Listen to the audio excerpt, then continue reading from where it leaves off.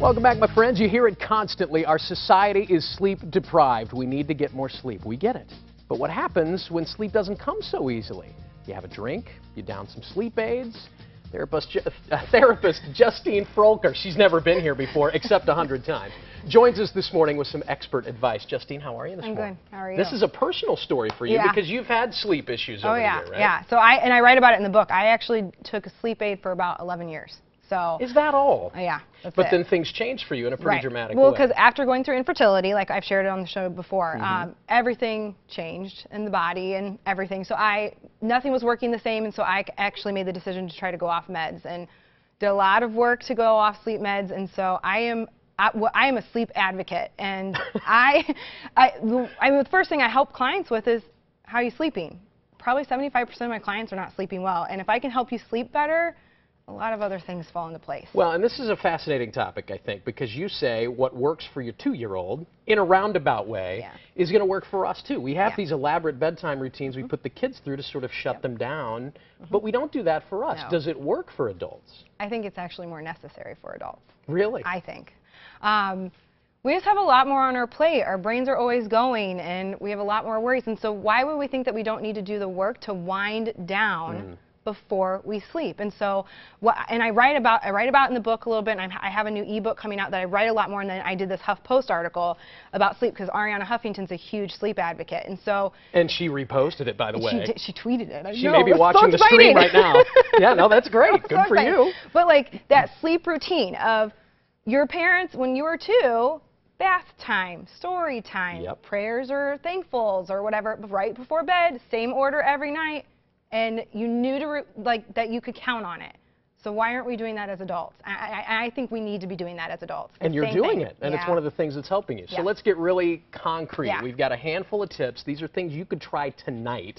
So how do we start? What's a good place to get started? Okay, so my first, well, there's a couple cardinal rules. No technology. That's a toughie for a lot of people. And I know a lot of people think that their TV is part of their routine. But technically what we know now about how we wind down, especially how the brain winds down, and when melatonin is released into your brain, which is what makes us drowsy, that's only released into your brain when our eyes detect dusk. When you have a screen in front of your face, that's stimulation. So my cardinal rule usually for my clients is anywhere for 20 to 30 minutes before bedtime, no technology, no TV, no phone, no nothing. My phone is on airplane mode as soon as I am in my bedroom. Wow. Good for you. Because it's also really awesome to wake up in the morning to no messages. You know what I mean? But then you take it off airplane mode, you've got 100 messages. I know, but then I choose when I get all those messages. You know what I mean? So that no technology is kind of #1 cardinal rule. Okay.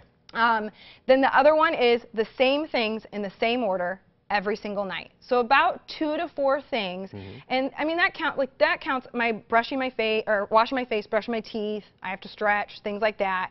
So I do that, and then I have my personal routine because a lot of times my clients will be like, "Well, what do you do exactly?" Right. What I do exactly might not work for you. So there's a lot of different ideas that you can try. But for me, I typically read a devotional. That doesn't need to be religious or not. It doesn't matter. But there's a lot of different devotionals that you can pick up at the bookstore. Then I journal. Journaling is a huge one, which we can come back to that. And then I read a real book. Aha. Now let's say you go through that routine and there's something on your mind or there's some physical thing happening and you're still tossing and turning. And then you get into this cycle where you're worried that you're not getting to sleep and that only keeps you up worse. So should we just wait there in bed until we do go to sleep? So I call that the hamster wheel of worry. Yeah, there it is. My rule is if you are not asleep within 20 minutes, get up. Get a drink of water, go to the bathroom, maybe try to read again, and then try again. Do not lay there for over 20 minutes, literally on the hamster wheel of worry of, oh my God, it's 1 o'clock. I have to get up in 5 hours. Oh, I'm going to be so tired. You're never going to fall asleep at that point. So kind of get up, do a couple things, and then try again. Do a mini wind down again. See, she's good. These are good tips. I'm going to try.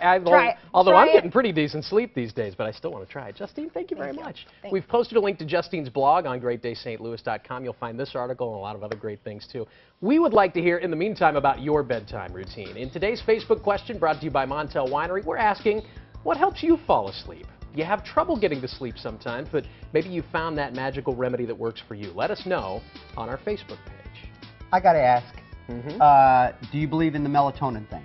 I do, actually, and I will admit, with the book coming out, I'm stressed, so I've been taking melatonin a couple days a week to help, because what we know about melatonin, your brain naturally releases it, but it's going to be more so to help you fall asleep, not stay asleep. Right. So there's a lot of people that report that they wake up around 2 or 3, which is also when the natural melatonin in your brain starts to go away, is around 3 a.m. So that supplement that you can buy over the counter is to help you fall asleep, not necessarily stay asleep. But it's a much better, I think that's a great first step than going to a full-on medication. Well, and to get it to my brain quicker, I've been shoving them in my ears, which I don't, that's not helping me any. I'm not falling asleep, and it bothers me and it keeps me awake.